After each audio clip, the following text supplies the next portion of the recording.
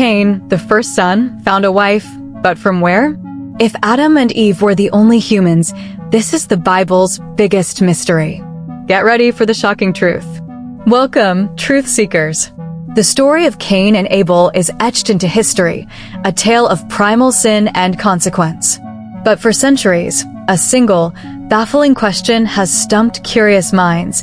If Adam and Eve were the only original humans, where did Cain find his wife after being exiled? The Bible simply states, Cain knew his wife. This isn't just a plot hole, it's one of Scripture's most intriguing puzzles. Get ready, because the answer lies in a part of humanity's origin story often overlooked, and it might just shatter everything you thought you knew about the beginning of mankind. Let's rewind to the dawn of humanity. In a moment of divine breath, God created Adam and then, from his very side, Eve. They were the first, placed in Eden, tasked with a sacred purpose, to be fruitful, multiply, and fill the earth. Their early family saw the birth of Cain and Abel, whose dramatic story culminates in the first murder.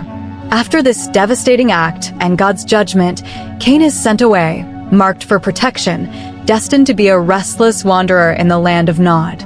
But here's where the mystery deepens. Genesis chapter 4, verse 17 states, Cain knew his wife, and she conceived and bore Enoch. Hold on. If Adam and Eve were the sole parents and Cain was exiled, who is this woman? Where did she come from? The Bible offers no name, no introduction. It's a silence that screams questions.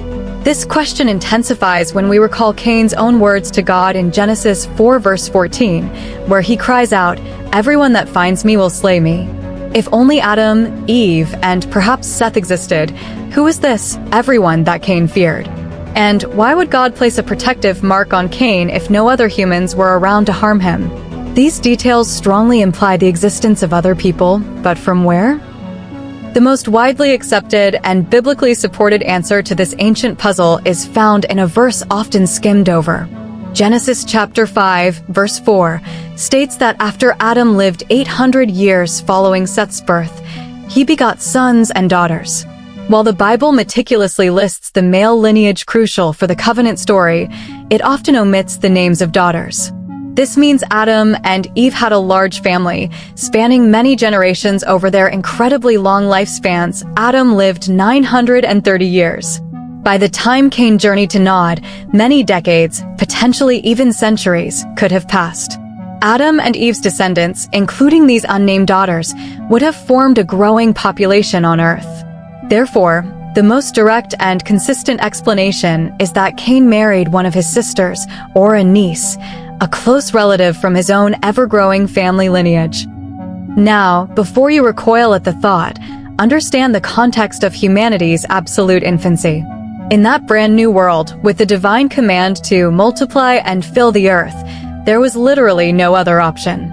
If humanity was to continue from a single ancestral pair, these early unions were not just permissible, they were a biological and divine necessity.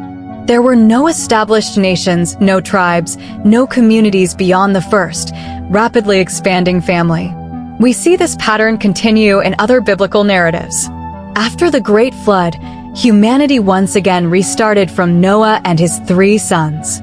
His sons then had to marry within their close kin to repopulate the world. Even Abraham, the father of nations, married his half-sister, Sarah, as confirmed in Genesis 20 verse 12. These were not scandalous acts, but vital practices for continuity. The explicit prohibitions against marriage between close relatives, found in the Mosaic Law in Leviticus 18, came thousands of years later. These laws were a divine progression, introduced as society grew larger, more complex, and human genetics had diversified. God allowed what was necessary in the beginning, then later set new boundaries for a maturing human race. So, the forgotten daughters of Adam and Eve were not just nameless footnotes, they were the essential, silent threads in the tapestry of early humanity, the very reason the human story could continue. Their existence answers the riddle of Cain's wife. The next time you ponder the beginnings of our world, remember Cain's wife and the vast, unseen family that breathed life into the earliest chapters of humanity.